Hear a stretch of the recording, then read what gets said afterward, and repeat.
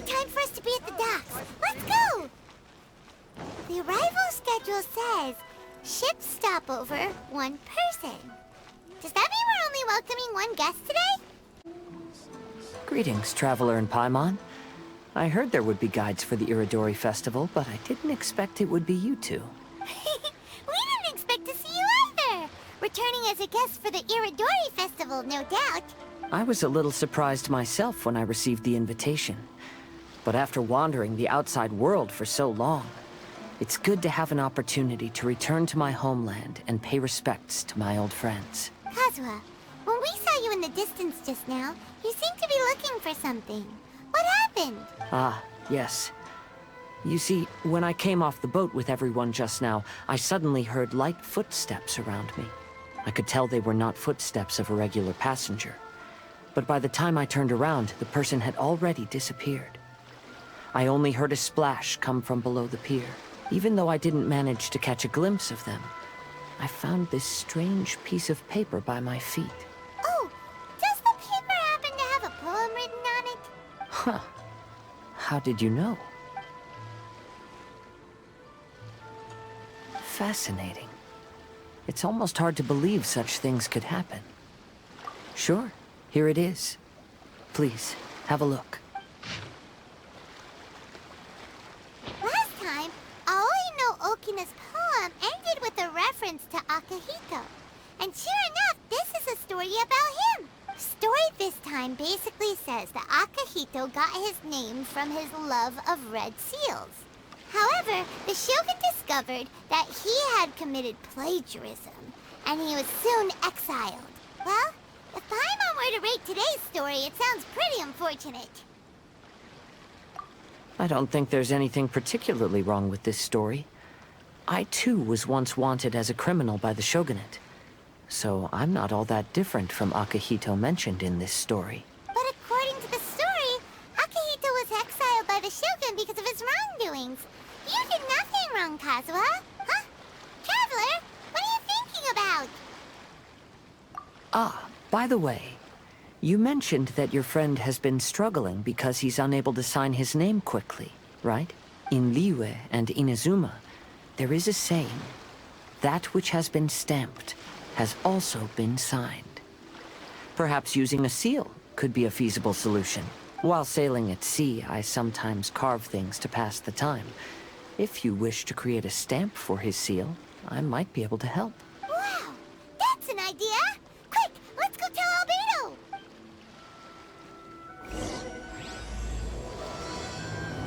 Albedo, we figured out a way to help Shincho!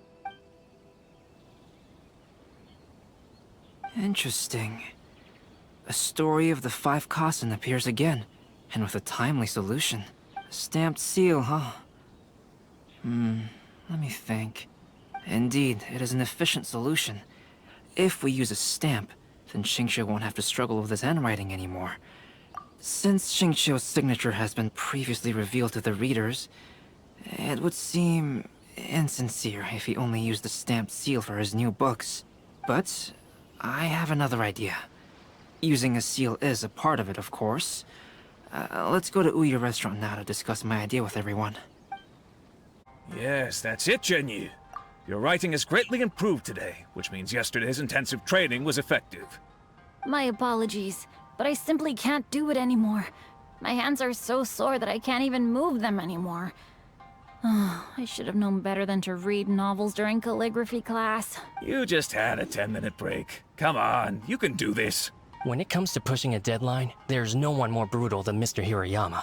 No wonder Lady Yai would always send the editorial director to handle troublesome authors. Whoa, this is getting scary. It hasn't even been that long and Shincho's already zombified. Mr. Hirayama, we found a solution that might just solve our dilemma. In both Liyue and Inazuma, seals are widely used as the equivalents of a signature. If we use a stamp to leave the author's seal on the books, then we could make the signature process a lot easier. Of course, a seal on its own is not enough. So, I propose that each signature consists of 2 parts.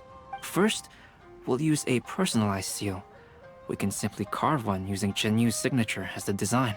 In addition, I'll also design a simple but elegant pattern that's easy for Jinyu to write. That way, he will only need to draw a simple pattern on each book. Let me think. All right, I think that would work. Not only does it still involve the author's own handwriting, but the result should be very beautiful as well. So, what you mean to say is, I've been saved from this predicament? Mr. Hirayama, it suddenly occurred to me that the reason we gave up on live book signings previously was because it would take too long for the author to sign each book. But if we adopted Calx's proposed method, we might have enough time to do signatures at the live event. And if all the authors signed their books in the same fashion, then Genyu's signature wouldn't look out of place. If you think it's feasible, I would certainly be happy to design signatures for the other authors as well. Yes, and you may leave carving the stamps to me. In that case, I shall contact the other two authors participating in the new release event. It is a great honor to use a signature designed by Calx. My pen name is quite complicated and isn't suitable for signing events. However, if we implement this new format, then it'll be a dream come true for me as well. Great! Looks like everyone's on board with the idea. I'm sorry to have kept you busy for so long, Jinyu. Please, take the next few days to have a good rest. We'll handle everything from here. The books that Jinyu already signed can be used as special prizes in future events held by the Eye Publishing House. We did it. The event is saved. Thanks to everyone's efforts, Onodera and I are finally free of that mess. That's right! You're finally free, Xingqiu! Maybe you should step outside for some fresh air. We still have some time to burn. Where should we go next? Traveler, there you are. Oh, it's Ayaka! And Venti! That's an interesting combo. I was just going to the festival venue to prepare the Ikebana lesson when I found a strange piece of paper on a flower stand. This bard just happened to be close by at the time. He informed me that you've also found similar papers recently. As such, we came together to find you two. But the paper she found isn't quite the same as the ones we found before. Here's the paper. Please, have a look. Huh. All the poems we found before were roughly the same length. But this one is only 2 lines. And even though there are only 2 short sentences, neither of them are next to the title or centered on the page. The position of the writing seems to indicate that there is other content written on this paper besides these 2 lines. If we take the poem literally, it reads, "Dip this paper in water and see the truth naturally appear." Speaking of which, I have an ancient text at home, specializing in ancient and exotic stories. It mentions a special ink that will show itself when wet and disappear when it's dry. So, shall we give it a whirl? It just so happens that there's a pond nearby.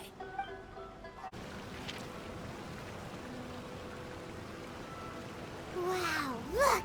It's really working! More words have appeared on the paper! Let Paimon see what it says. Story says that after Sumizomi got the collection of poems from Akihito and put them into a stream of water, the plagiarized words in the poem became blurry. Huh? Why would that happen? You see, Paimon, in the past, when printing was not yet well developed, handwritten text could easily become smudged in books when exposed to moisture. To ensure the text lasted longer, they'd either write using a special ink or coat the paper's surface with a waterproof coating once the writing was finished. Such special inks are time-consuming and laborious to produce, and the waterproof coating could also prove just as difficult. However, since Akihito's poetry collection was an important gift to be presented to the shogun, surely one of those 2 methods was used to protect it. But as for the plagiarized poems, not only would they lack Akihito's seal, but the words would also react differently when exposed to liquid. Which means Akihito didn't plagiarize his work. He was set up! Yes, it appears that this is the truth that Sumizome's story is trying to convey. Although the story is saddening, I've decided on the subjects to use for Akihito and Sumizome's portraits. Kazuha, Ayaka, would you be willing to be the models for my paintings? I would be delighted. Yes, as would I. There you go. The next 2 portraits should be ready in no time. Yes. And now that all 4 stories have all been collected, The story of the 5 Kasen is now fully completed.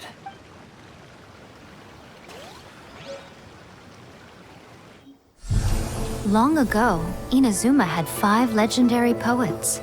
People bestowed upon them the title of the 5 Kasen. One year, the poet Suiko made his way to Tenshukaku and presented the Kasen's work for the shogun's perusal. But a page from the works of Aoi no Okina had been torn out, and Suiko was questioned regarding the matter. Suiko pleaded guilty. He admitted to drinking at the tavern the night before, and vaguely recalled a mysterious figure approaching while he was intoxicated.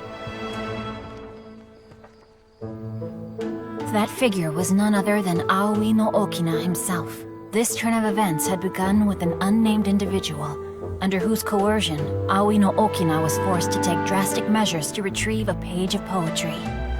He knew nothing of this individual's true intentions. All he knew was that the poem had to do with an old acquaintance, Akahito. Akahito had once belonged to the 5 Kasen. Each poem he composed, he marked with a scarlet red seal, hence the Aka in his name. Such a distinguished writer was he, and yet one of the poems he had submitted the previous year was found to be plagiarized. Akahito was exiled for his crimes, and only 4 of the 5 Kasen remained. Sumizome went over Akihito's poems and noticed that the plagiarized poem lacked his seal. She immersed his poetry in a stream nearby, and only on the plagiarized poem did the ink run. Aoi no Okina passed by and witnessed Sumizome's doing, which he then recorded in a poem. Thus transpired the events of Suiko's poetry submission, and this is where the story comes to an end.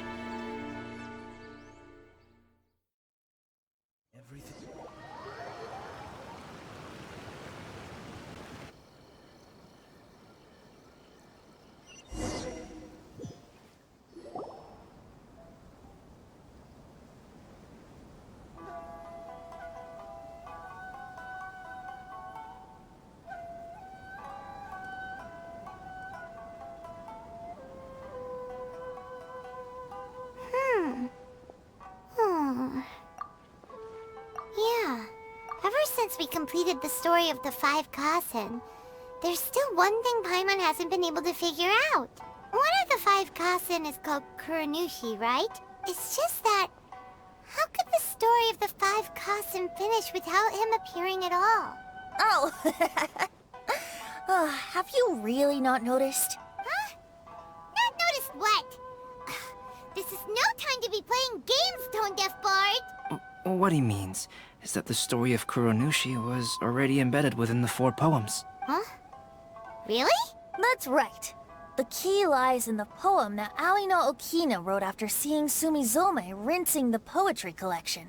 An average person could never understand the scene of a young girl washing Akahito's poetry collection in a stream. Even Aoi no Okina couldn't figure out the meaning behind Sumizome's actions. He was simply reminiscing and thinking about his old acquaintances. However, for the perpetrator who framed Akahito, it was completely obvious. He was worried that if this poem was seen by the Shogun, then the Shogun could discover the truth behind the plagiarism incident. If that happened, then he'd be finished. So in desperation, he threatened Aoi no Okina to make him tear out this poem. Which means...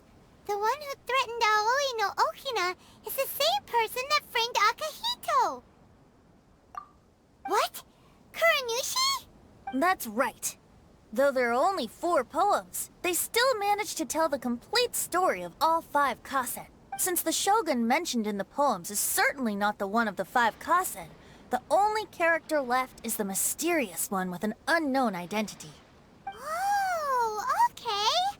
Paimon is finally starting to get it now. However, this also brings something else to mind. The story of the 5 Kasen has more or less reflected everything that's been happening around us lately. Which begs the question, is there a Kuronushi in our world as well? A Kuronushi? In our world? Speaking of which, I wonder if our dear Kazuha has come up with anything. Oh, right! Kazuha! He's been pretty quiet this whole time. Let's ask him. Hey, Kazuha. Are you okay? You've been standing in front of this blank canvas for a while, and you don't look so good. Apologies for making a wild assumption, but has the story of the five Kasen reminded you of anything? Yes. A few things did come to mind, actually. However, they were nothing more than some past incidents regarding my family. I don't mind sharing the stories, but I'd prefer not to bring you any more trouble. Hey, we're all friends here, Kazuha. You can always tell us whatever's on your mind. Kaidehara, please forgive my assumption, but perhaps you were thinking of the Raiden Gokuden? The Raiden Gokuden? What's that? It appears that Miss Kamisato and I were thinking of the same thing. But it also has much to do with the Yashiro Commission. It would be improper to speak of it here without the consent of Miss Kamisato. It's fine. Those of us here are all trustworthy, so there isn't any harm in it. However, this matter is somewhat complicated and may be difficult to explain. Let me start with the Raiden Gokuden. As you all know, the Yashiro Commission's primary purpose is managing ceremonial and cultural affairs, and Inazuma's art of forging swords is a very important part of our culture. The Raiden Gokuden were once the top 5 schools of the forging art in Inazuma. Although these families were swordsmiths by craft, they also held many important positions in the Yashiro Commission. Unfortunately, of the 5, only the Aminoma art still maintains its artisan lineage. The descendants of the Ishin art are also still alive, but the craft has been lost to time. The descendants of the Ishin art are none other than the Kaidehara family. Whoa! We knew Kazuha came from a noble family, but we had no idea about his connection to the Yashiro Commission and sword making. Yes, but that's all part of the past now. The Ishin art was lost with my great-grandfather's generation. My grandfather was dissatisfied with my great-grandfather's lack of effort. When he was young, my grandfather traveled all over Tevat to find a way to revive the family business. But it was to no avail. And in my generation, our last remaining family property was lost as well. I heard my elder brother mention that the decline of the Raiden Gokuden happened very rapidly. In the span of a few decades, 3 of the families suffered various misfortunes and disappeared completely. Later, there was speculation that all of these misfortunes stemmed from some background machinations, meaning that someone wanted to wipe out the Raiden Gokuden. However, since not every family of the Raiden Gokuden came to ruin, such explanations were treated as nothing more than a conspiracy theory. Indeed.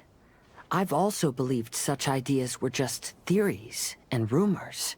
However, I know that a major incident happened to my great-grandfather when he was young.